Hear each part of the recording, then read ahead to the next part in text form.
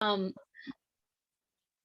I was teasing that I'm somewhere between um, excited and terrified. I just, uh, I don't know if this public speaking, but on Zoom is super weird. We're still having all of our IEPs on Zoom, so I'm getting used to it. But without the response, I don't know if you guys, how you do with that social, you're kind of like, I said something funny. Did anybody smile? And so you'll have to put up with me. We'll see how well I do. Um, I kind of wanted to start out with saying, and just 2 minutes of how I got into speech. I'm regretfully old enough that I graduated with my bachelor's in 1990, which really only feels like about 4 years ago. So I don't know where all the time went. My brother was born, and during his birth, there was a cerebral hemorrhage. So he had significant brain damage. They barely saved his life in a small town, Washington State town that we lived in. And my mom had to do therapy. So we had a speech therapist, OT, PT, before I probably would have even known, those kinds of things existed out there. I was 9 when he was born, and just kind of learning those things. So it was just fascinating to me to see the change in him. He literally lost every reflex, the sucking reflex, the everything. He had to be taught again. And so that was kind of the start of my love of speech. And then when I started at the ACEs, way back when, we were getting kiddos that just weren't making it in the public schools. We were what's considered an alternative placement. If it's a special education student, you cannot just suspend them if they're getting into trouble, not handling the class, maybe getting into fights, those kinds of things. You have to offer them an alternative placement because chances are their special education difficulties have something to do with it. So that was kind of the population that we started with.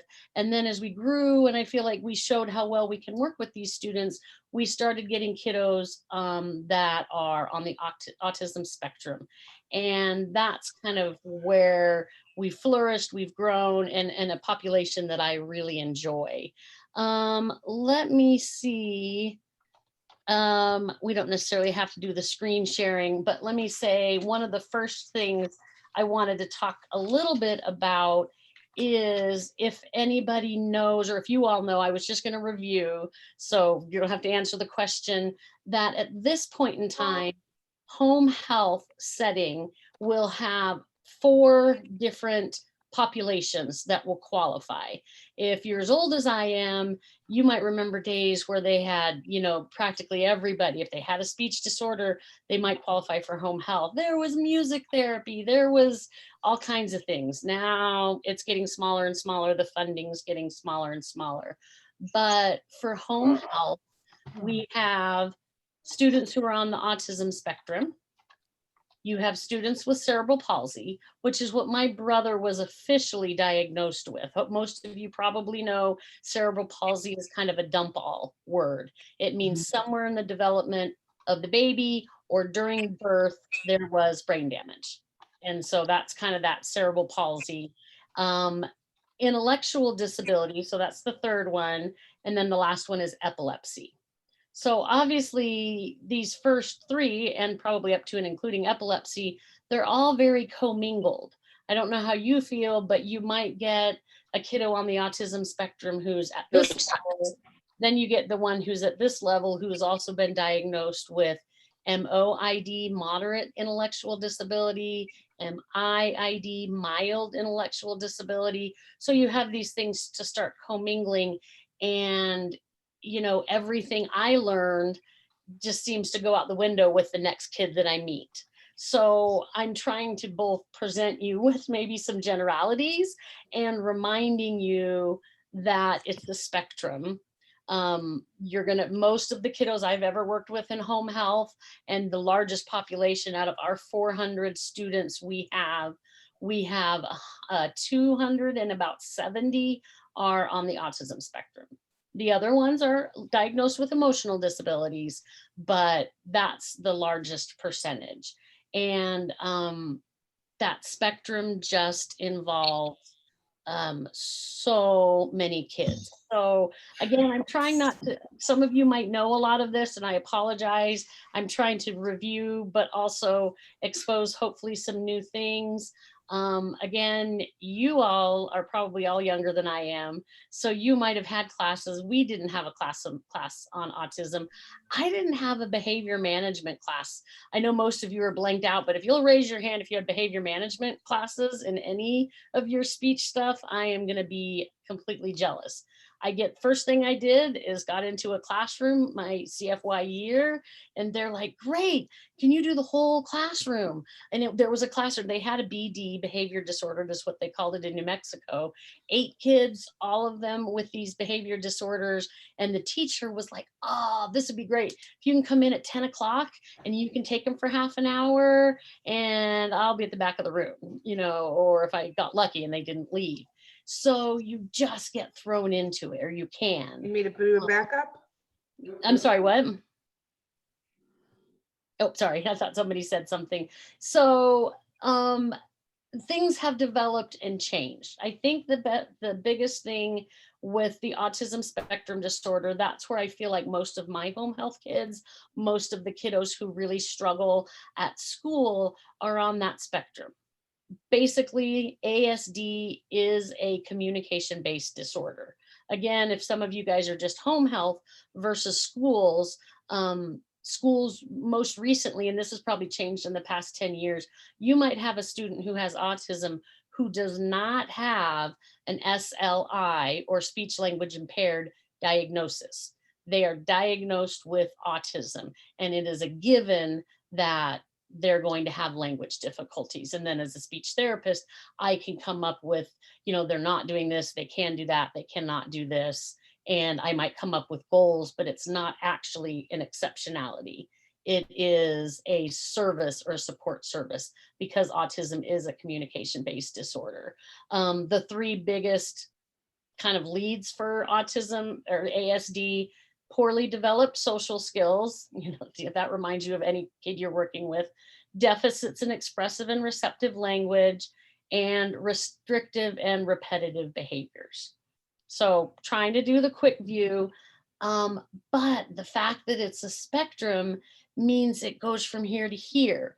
So I have had a home health kiddo that she was verbal and doing a lot of things and was in mostly regular education classes, but her pragmatics, or that social language, was out the door. She just couldn't understand why things were not the way that she wanted it to be.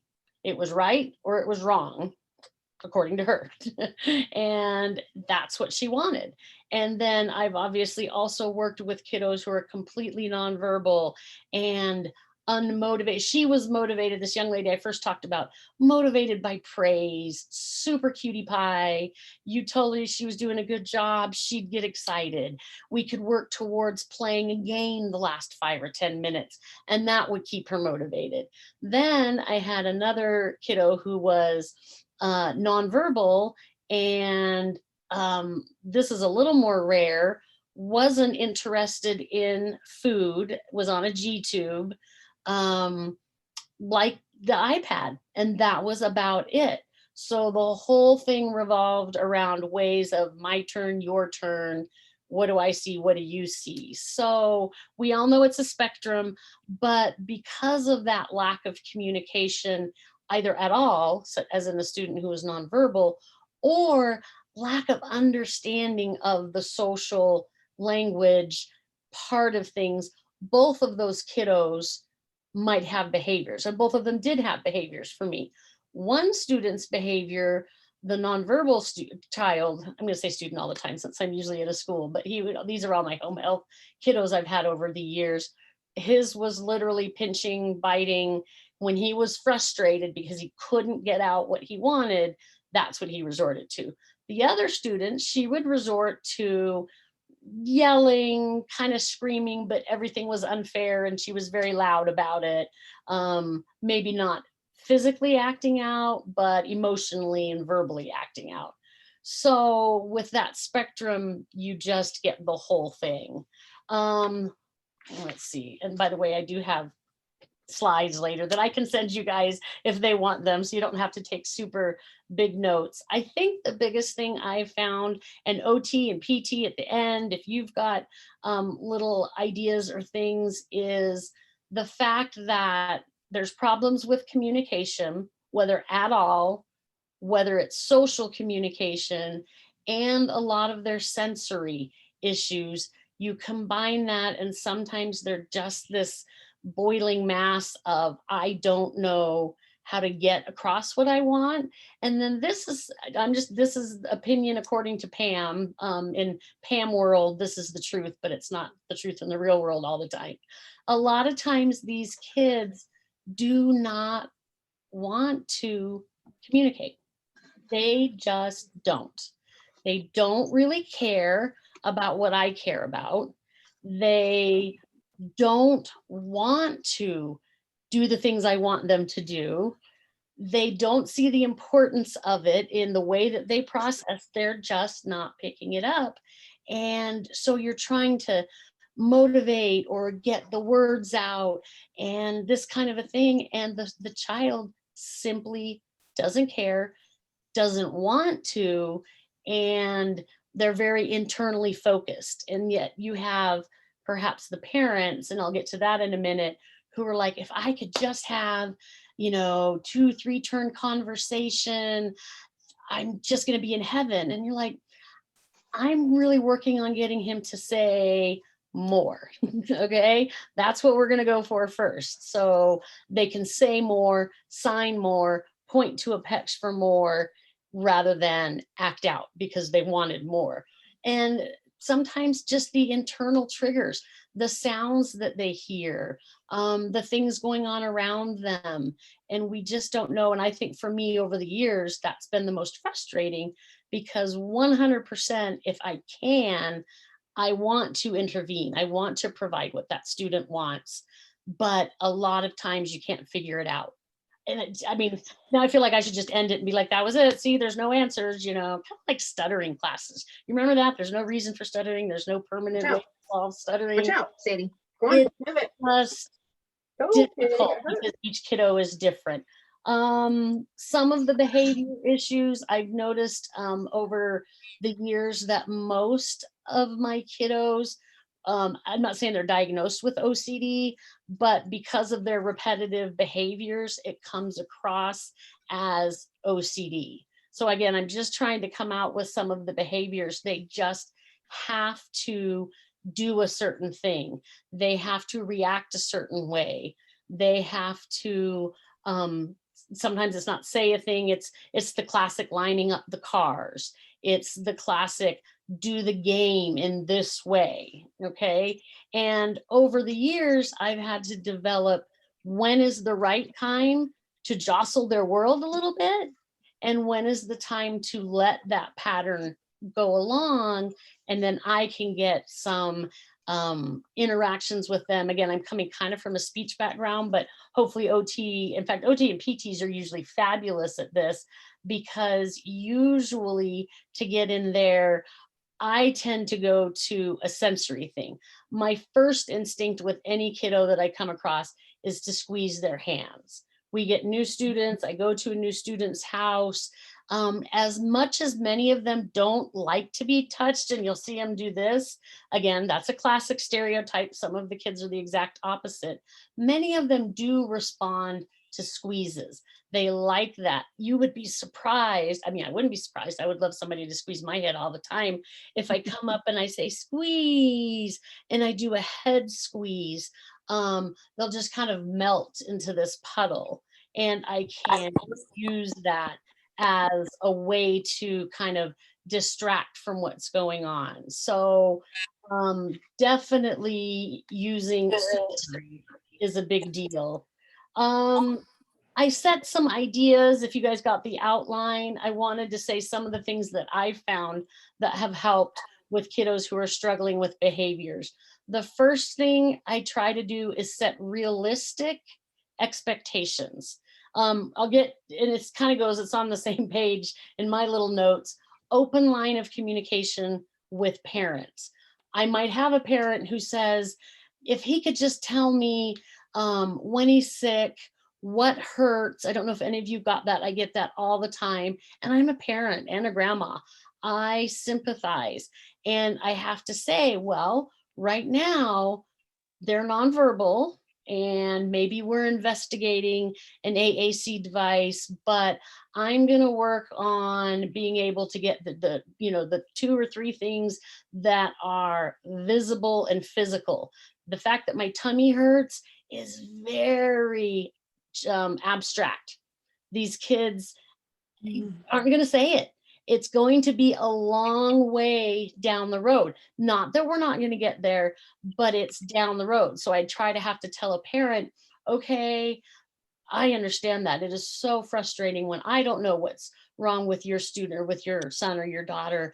I know for you it is too. Right now, we're going to work on, and I have started so many of my kids with joint attention. And they're like, what? And I'm like, I'm going to play and they're going to play. And I'm going to try to get them to play, to start looking at what I'm playing with. And so I have to say, and then I ask a parent, okay, if we're going to get down the road to being able to tell us when you're sick, what's the first step? And I just had a little student that I see now, and his mom, this was about 1.5 years, 2 years ago, and he has flown. One of my, just makes me feel good when the ones who progress a little faster, we have to take what we can get. And her first thing was, she's like, I just want him to make choices like for lunch. He's pretty much nonverbal. He would copy things like hi if you kind of got his attention, and maybe tapped his nose so he'd look and I'd be hi, but nothing else. So I said, okay, what are his 5 favorite things? I'll get pictures of those with the words written on there, because he didn't have a device yet. And so I said, that's going to be our goal, is that he will make a choice anyway. I don't care if it's pointing, I don't care if it's saying, I'm going to verbally give him that cue, but he can point to it. And I said, I'll practice these with items, but he's not going to eat every time he sees me. So I'm going to have him make choices for the things that he also likes, which he had a couple of favorite toys. So then I would have him choose back and forth between the toy. He couldn't have his little iPad looking toy until he touched it. And then I said, oh, you want the computer toy? Here it is. And that's where we started. So at the first, he didn't point to anything. He would throw a fit, screaming on the floor, trying to pinch if he had if I tried to take it, or if I didn't just give it to him. So I would say, I want the toy. So I would point to it. I want the computer toy. This is so fun. Play with it for 3 seconds, put it down. And then he takes it. Oh, you want the behavior toy, or excuse me, the computer toy. Let him have it. And then this comes a little later. That's where I might pull out a timer. These kids are so smart. It took him about 1 month to figure out how to set the timer back to 0. So I had to keep it like out of his space, or, set it so he couldn't play with it. But all of that involved a very basic level. And another student I had, where the same thing with that play therapy, it was a little girl who was probably 3. And if you've been here, raise your hand again. The mom wanted me to be in the family room, and there were some toys. However, they had a circle. They went from the family room, here's the kitchen back here, here's the front door, and it would come back here. She must have spent 40 minutes of the 50-minute session running in circles. And this was about 20 years ago, but still, I could only chase her for so far before you're like, it's not being effective. I had to talk to mom about, what do you think about if we could be in the room? We can leave the door open, but I'll sit in the way of the doorway. And she's like, well, all of her toys are out here. Okay, then we'll stay out here, but I'm going to let you know, I'm going to let her run, but I'm going to be doing really fun things. I'm going to bring my toys that she's never seen.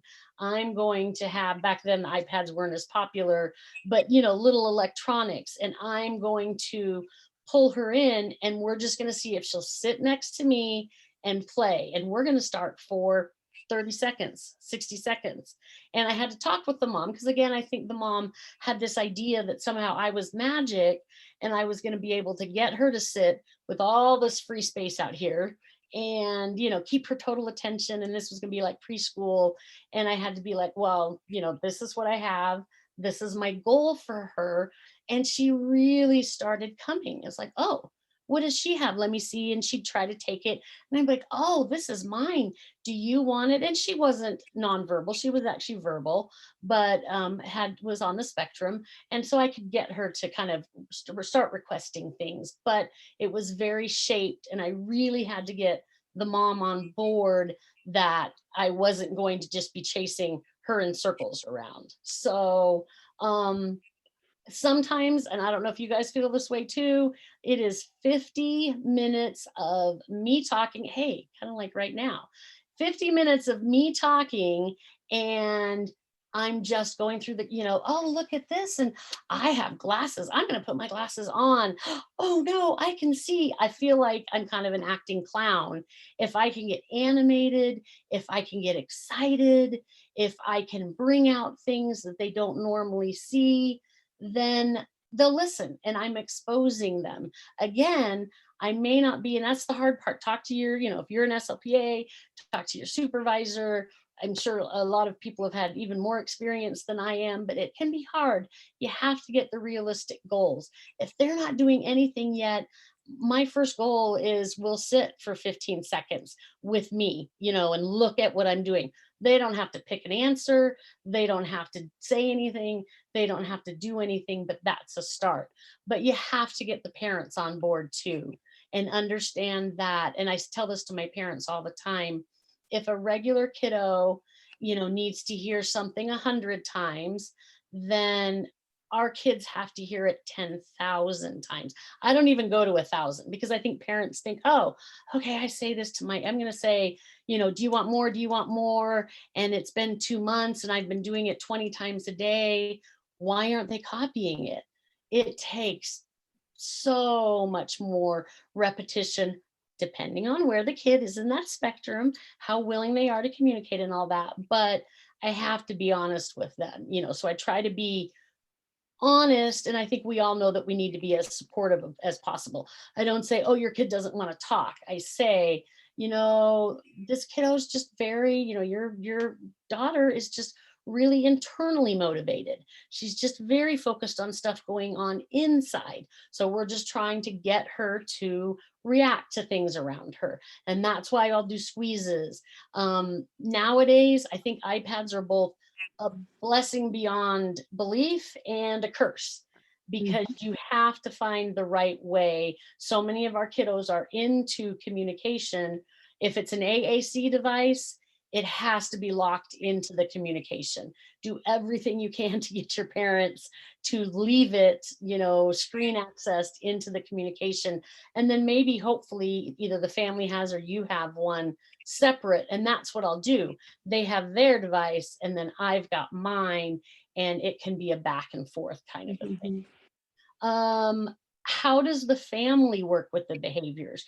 The student or the client I had that was to really bite her, pinch her, I had to say, how do you guys do it? We've all to do home health. You have to get Article 9 trained, okay? But they don't say that you have to let the kid, you move away, you block their hands. I was literally going around the island 2 times with this kiddo, and then I went into the bathroom and shut the door and waited about 3 or 4 minutes and then came out and he was calmed down. I'd worked with him for 7 years at this point in time and he was 16 years old. He was big, he was tall. I just couldn't find anything to distract him. And at the time, again, don't know what was frustrating him. I hadn't asked for anything different than I had previously, but it was what it was. So I talked with the parents, and this mom, again, I knew very well by then, and he would sometimes do the same thing to mom and dad because he was getting bigger and he was frustrated, and that's the best you can do, but I feel like at the ACEs, we're trained in CPI, it's crisis prevention intervention. And a lot of it is aimed a little more at a classic, whatever that means, ED student, but it is really important. They have some really good things that kind of go across the board. And we all know the talking about nonverbals, it works with these kids. Your tone, your cadence, your volume. If your tone is calm, like I don't know how I did it. He was frustrated and angry, but I wasn't like, oh, leave. I just tried to be firm. Stop. And I always use a sign with it. And I was like, you're not making good choices. And I can be very firm and use my mom voice, the grandma voice, nobody listens to, but the grandkids. But the mom voice, I can get him to, often listen to. He stayed frustrated, but it helped me feel like I stayed in control. So your tone, your cadence, I wasn't, yelling or speaking too quickly. And the volume, I got louder and firmer, but I wasn't screaming. It's Mhm. important they react to us. And I think um, that's one of the most important things like I tend to keep, because again, a lot of our kiddos are nonverbal or only a little bit verbal, because they also teach about when a child is questioning, when they're getting anxious, and you can kind of direct them or ask them if they're semi-verbal. And then if they're moving a little bit beyond anxious, you be supportive. And then if they move beyond anxious, you can be kind of directing, like, okay, we're going to do this now.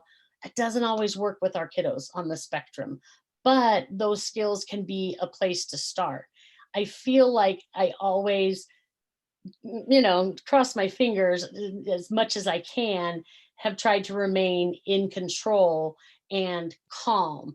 At school, I have support.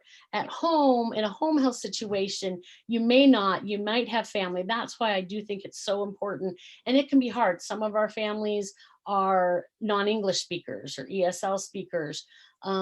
Sometimes they have a hard time. I think they want to put forward what's best for their daughter or son, so they don't say, I don't know if you guys have gotten this, but I do get it, where it's like, oh no, they sometimes they get frustrated, and I kind of send them to their room and they're okay. And you're like, wow, I've been here once a week for 2 months, and every time I ask them to say one word, they're melting down, or so you're kind of thinking there's probably more going on, or there might be more behaviors, and do your best to get them to be with you. I think a lot of them are like, shoo, speech is here, OT is here, PT is here.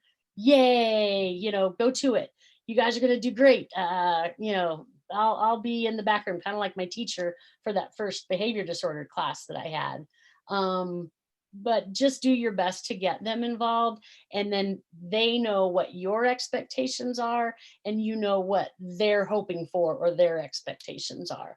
Don't, and I know everybody says this, so I know this is repeating some things.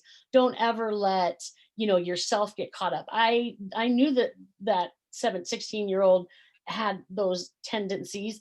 I didn't feel things were out of control. I just knew, okay, I'm going to need to leave the situation. He's coming around he's like, I'm mad and I'm just going to take it out on you. So I had to get myself out of the situation. But it wasn't, I could go back the next week without um, more concern than saying, hey, will you stay in the same room with me, to the family, or to the parent in this case. So there's always something, as long as you've got good communication. I did have develop whatever positive reinforcements. Again, I feel like I'm preaching to the choir. I'm sure you guys have all done this, but I've had students. We had one student who was very motivated by all kinds of food. So I just checked with mom, okay, what would work? If you can pick Cheerios and or goldfish and or something, I can give him one every time he says a word, unless he's speaks as often much as I do. But you can apportion it out. And it's very rewarding for so many of our kids when they're not rewarded as much by praise. very internally focused, but I found that it just does. Food tends to work, and I'm all for bribing. This is me, gospel according to Pam again. It works because if you can't get them to feel like there's a reason for the communication you want from them, so often I just can't get them to participate. So I have to find something that's rewarding for them. And again, I might have to tell the parent, this student doesn't really want to talk. He doesn't want to share his iPad. He doesn't want, to communicate. He just doesn't see the same need that we do, but we want him to get his wants and needs across. So I'm going to put a timer, and he gets the iPad for 2 minutes, and then I get it for 2 minutes. And my 2 minutes are so much fun. And look what I found. This is so cool. And he's reaching for the iPad. Oh, nope, my turn. Oh, this is so cool. Look, I've got, Barney. He's purple. Oop, that was pink. He's purple. What else is going on? And I'm doing my, show, and he's looking because he wants the iPad back. So I've got it going, and then he gets the iPad back. And now I'm looking over his shoulder, which he really wishes I wouldn't do, but I'm getting as close as I can, and I'm talking about what he's seeing. Again, I've got this running commentary. For your kids that are a little bit higher, and we have this all the time, tokens, whether it's stickers on a chart, 5 stickers, and this is this young lady that I work with, 5 stickers, and she gets to pick a game for about 15 minutes. And I have a lot of games that actually involve a lot of language too, but she thinks she's in heaven, and she can get that about every second to third session. In the midst of a session, she always gets a moment to do this or a moment to do that, but she can go for this big reward because she sees the stickers and they mean something to her. So many other kids on the spectrum, they just don't mean anything to them. So you have to find something that means something to them, just to see that progress. I think I've said it. The 2 things I probably use the most are a first then board, which will be on my little Google slides that I didn't start. And you can make sure you have, for my one student that likes iPad, likes going for a walk, likes squeezes, and those are and floor time. He just wants to sit on the floor. Okay. Excuse me. Then I can get those 4 pictures, and he can pick the one that he wants to work for. So it'll say first work, then floor time. When he's sitting on the floor, I'm on the floor next to him, talking about how that was so cool that we did this, that we saw this, that, you picked this, whatever. And then he gets that for a certain amount of time. And then we're back to, and I'm always working, oh, are we all done, or do we want more? And the pictures are there for them to point to. So they always feel like they can move on to something else. I feel like timers also work, whether it's your phone. Again, it's not like we have everything, to be able to take from house to house. So if you're like me, I use my phone a lot, but just so they can see, if you can get one that counts down and they can see it moving this way, and then giving them those warnings. Oh, 30 seconds left. You're almost done. It's going to be my turn, or it's going to be time for work. And I have out what I want them to do, and we're ready to go. Oh, 5 minutes of work, and then set that if that really responds to them. Most of the time, I usually will do step by step, like, oh, you have this, you have that, and then they can work towards, if they do these 5 things, then they can pick this. Or that's why sometimes most of my kids work really well for a Cheerios or a goldfish, because it's right here in my hand. They're reaching for it, and I'm like, no, what's this? What's this? Good job. Thank you. You did such a great job. I love that. So my turn, your turn. Trying to think of a lot of the other things I've had. We had one student, and when he came, he'd never been in school, was in an adoption situation from Africa. And he our staff actually had to ask if they could wear tennis shoes, because at our school they try to have us have a little bit higher of a dress standard. And the one-on-one that the student had a one-on-one, couldn't keep up with him if he had to wear his like dressier shoes. He kept sliding because this little boy was like a shot, and he would circle around the room. And if he got out the hallway, out at recess, but all he liked to do, if he wanted a reward, is he wanted to flick something. So we had a little half straw that he could have, and he'd flick it just as hard as he could. And then, we would be like, all done. All right, put the straw down while we work. That took probably a year to get to. We were working on him staying in a chair for 30 seconds and doing the straw back and forth, and then we'd maybe hand over hand have him point to things, because he had no clue what we were even trying to have him point to, or touch, cause and effect toys where you hit the button and the lights go off. He just barely started to figure those out. And my SLPA at the time said, this is just so frustrating, so hard for me. I feel like we're not getting anywhere. And I'm like, I understand. Do you know he was doing nothing but zooming around the room 9 months ago? Now he's sitting in the chair for 2 or 3 minutes, and then he slides off onto the floor, and you let him down there, and then we get him back up on the chair. You hand him the straw. He loves it. He flicks it back and forth. And if you show him what he has to do next and kind of take it from his protesting fingers, he'll let you take it back, and then he'll do his next work. And this could go on for 4 or 5 minutes before you had to just be like, we're leaving him alone for 4 or 5 minutes. He might get up, he might sit on the floor. But that's huge when you have a student who is, or a child who is just not doing anything. We were introducing the very beginnings of language to him. And it was neat to see. He actually is graduating this year. And it's amazing. He goes up to our Mimeo board and can use the pen, to find things, and has 4 signs that he uses. Pretty much wants everything to be more and eat, but we can, change things around a little bit. But this is 12 years, and I take it as a success, but I know that it can be hard for a parent. It can be hard for you when you're in that day to day to day grind, to remember that the little changes are really important, and you're introducing these kiddos to, even if it's just a way to set them up for after school. They have amazing day programs, they have a lot of things, but they have to have a certain amount of ability to sit, to look at things. And so I think we can be a resource for that. I think that was about all I had. Did anybody have questions? I can talk a bazillion years about students that I have.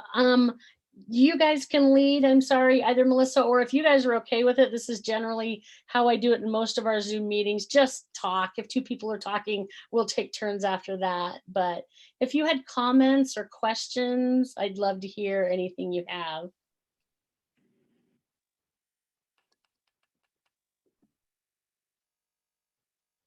Can you hear me? Yes, I'm on. Thank you so much. I love what you're hitting home. This is more of a comment than a question, but I'd love to hear other people's thoughts too about the importance of establishing the joint attention and helping these kids learn how to focus on an adult directed task. I think sometimes what we struggle with as in-home providers is trying to get across to parents how that relates to talking. They don't understand how I get this for 2 minutes, and then they get this for 2 minutes, and I get this for 2 minutes, and they get this for 2 minutes, how that has anything to do with talking or telling them my stomach hurts. So I love the progression that you described. And even though I feel personally like I know the child needs to learn joint attention before anything else, it's hard. And I appreciate hearing that from you. It takes a lot of patience, and it's almost harder sometimes than just doing regular speech language therapy, because you have to be on at every moment. You have to read their nonverbal cues. And then there's the whole sensory piece, like you said, that you have to be aware of too. And you need to be engaging and talking about what's happening and making it exciting. So I don't know, and anybody else can pipe in, but I just think even as a provider for a long time, it is helpful to just hear, yes, yes, you need that. Yes, you have to have that. Yeah, so okay, so I'm kind of like the same thing sometimes where I have some kids that are like nonverbal or they just glue on the iPad all the time when we do therapy. So sometimes we'll exchange, like we'll just, work on my thing for 5 minutes and then I'll give you your thing for 2 minutes. So that helped progress a lot, especially for kids that are nonverbal. And then at the end, we'll listen to a song and then we'll try to do some finger exercise or dance. But at first I thought, oh my gosh, is this just me? Or, am I the only one who's having the problem? Because I realized that a lot of speech, they use a device, which is like a tablet. And so sometimes when OT comes and it's like, okay, let's play a board game, let's do a puzzle, they just don't want to do it. Even for handwriting exercise, letter matching, they just refuse, but they'll do everything on the tablet. So our transitioning was, okay, you do it on your tablet first, we'll pull up like a little drawing app, and then you have to like write this word with a pencil on a piece of paper. So we would just alternate, and I have a couple of kids, right now, I'm like consistently tracking them, like how long they can be doing the session without the tablet. And sometimes it varies. Sometimes they can leave the tablet alone for maybe 15 minutes. Sometimes it's like 40 minutes. Sometimes it's like the tablet has to be continuously on, so we just mute it or we lower the volume, but we're still doing something with our hands. So it's sometimes it's just, like they have their good day and they have their bad day. So I just kind of accept it. But for a long time at first, I thought it was just me. But then, after talking to people, after talking to my supervisor and stuff, I figured sometimes that's just their routine, and how to break that pattern into, more potential, like for like more higher potential for the fine motor, it's very hard. So this is great. I love it because I think it's a great way for us to share our tips or just know what each other are doing too. So we know that we're not the only one out there. Yeah. Chased No, around the island. Yes, no, sorry. yeah, Yeah. definitely. I agree with that for sure. I mean, it's every child is different. And I think like with OT, like when you talk about sensory, I feel like with a lot of my kids in the past, I like to do a lot of sensory up front. I always start off with some sort of sensory. Yeah, that's always just been, since I've graduated, I think I've just incorporated that. I start out with some sort of movement, and I feel like that already sets them to the right Yeah. situation and attention that they need to get at. And then depending on how their attention is, you can kind of build in some of those sensory strategies throughout that session. Like you said, if there's a child that can only sustain their attention for 2 minutes or willingness to work for 2 minutes, then obviously you're going to have much more of those sensory strategies and things like that that are going in between. And then there's some that you can kind of get through longer periods, and you can kind of save some of those rewards or positive reinforcements towards the end, or whatever the case is. But I think just throughout my experience, I think getting a lot of that, especially with some of those sensory challenges, it's just great to get that going in the beginning, throughout, and at the end, just kind of carrying it through. Yeah. I really appreciate what you said about the little pieces of progress, because sometimes it feels I'm not getting anywhere. But then little things are actually huge because they're like building blocks for something bigger. And then I have two other quick things. Handwriting and using a pencil for kids that don't like what it feels like, the scratchiness of the pencil. I found this thing called a Rocket Book. Has anyone seen it? And then you can get all different kinds of pens, but they're actual like pens. And they work like a dry erase. Not a dry erase, but you use a wet wipe to clean it, and it's smooth. Mm. So I love, that was like a huge thing for me for doing some writing. And then I have one question. Motivation with an older kiddos. Is that It's any Oh, sorry, go suggestions ahead. there? Because you mentioned like the first and then board rewards, but when you talked about kiddos that just say, I don't want to. Mhm. I feel like that's, and again, kind of doing it in a home health situation, because, at school you can generally find different rewards. Literally, like they'll go for a walk. Like if you're like, hey, do you want to go for a walk? And then we'll do this. To be honest, you might try that at home. Hey, if you're, I know, depending on the level, but I'm thinking older kids and generally more capable, or they probably wouldn't be telling you, I don't want to do this. But finding something, again, a lot of them like games. I will let them look up things on my phone because they want to tell me all about Call of Duty, which I know nothing about. So I'll be like, okay, you like to play video games? I don't know anything about video games. We're going to do this. Then you can look up on the phone and show me something, Call of Duty, just doing the best I can to find something that's interesting to them. Again, I have to check it. I try to check it with the parent, but a lot of them are semi-motivated by candy, even if it's, I'm not portioning it out one by one like I might with a kiddo on the spectrum that's lower or whatever. But, hey, you can work for this, or you could work for just trying to find, it is harder with older students. Other than sometimes a break, a walk, just chat with me for a minute and tell me what you did, or your favorite movie. I don't know. Does anybody else have ideas too? So my older kids they want to show me stuff, so they're like, Miss Wong, I want to show you this, I want to show you that. So my thing is work for 5 minutes, and then when you need a break, okay, then go and grab it and show me, or they want to do a specific craft project like making beads or like making friendship bracelets. So we'll do that as a reward for the next session that they have to work towards to. So just sometimes like asking them, okay, if this session we're doing my activities, what do you want to do as a reward for our next sessions? And sometimes they'll want to work on an art project or just coloring.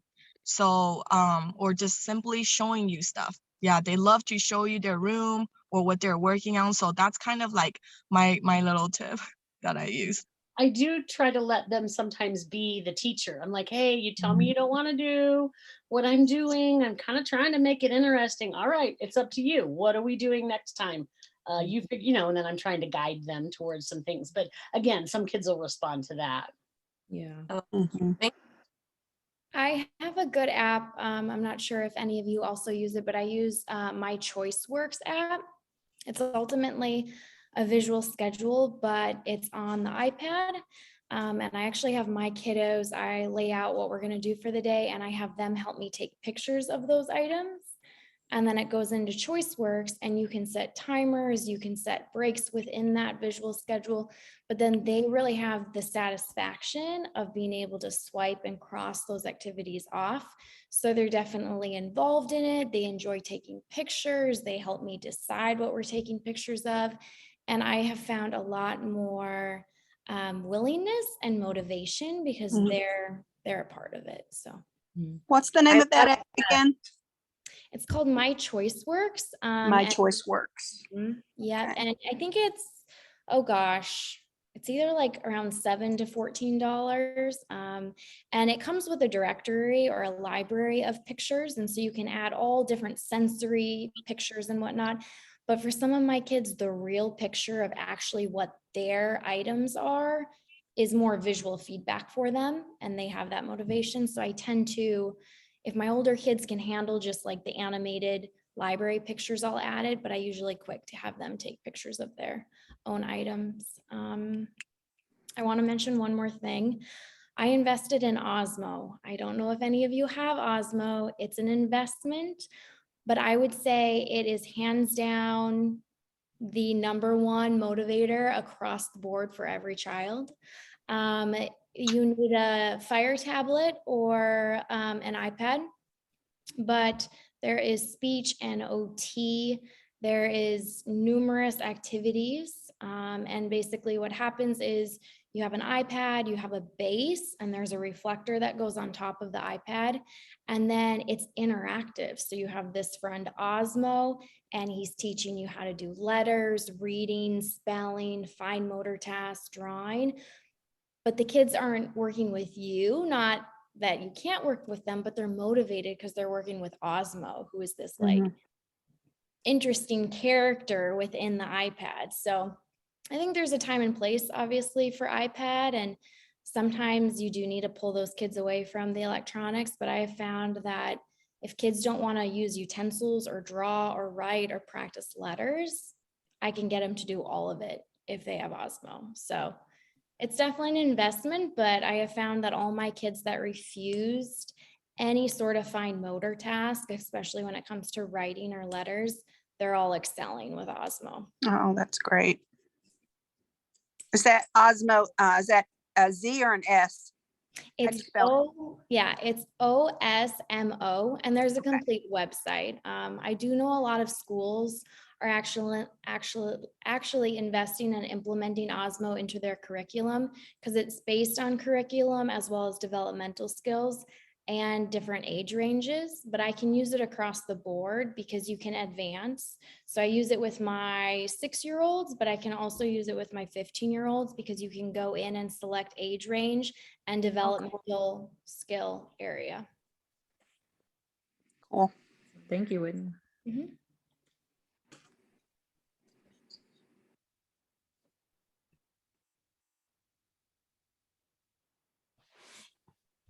Any other questions or anything else? I really, really appreciate this opportunity to blab on and chat, since you never can shut the speech therapists up. I also appreciate that I hadn't heard about Osmo. I do My Choice Works, and that one's a fabulous one for a schedule. So yeah, sharing amongst ourselves is always one of my favorite things. So thank you. If anybody has any questions, again, I started talking, Melissa and Lena, I do have just the little, I printed it out so I'd go off of it, but I have a Google, I can email it to you if somebody wants. Literally, it's just little ideas. I think the outline and agenda you guys sent is very similar, but I can send that. Thank Yes, you. please do. Thank you. Really appreciate you being with us today. Yeah, thank you, Pam. Thank you. Thank you. Thank you, Pam. I see a lot of thank yous coming through on the chat. Yeah. Thank you. Thank you all for joining us as well. I know it's a long day for some of you. We appreciate you guys joining. Yes. Mm. Everyone have a good rest of their night. Have a good night, guys. Thanks Bye. again. Night. Thank you. Everybody. Thank you.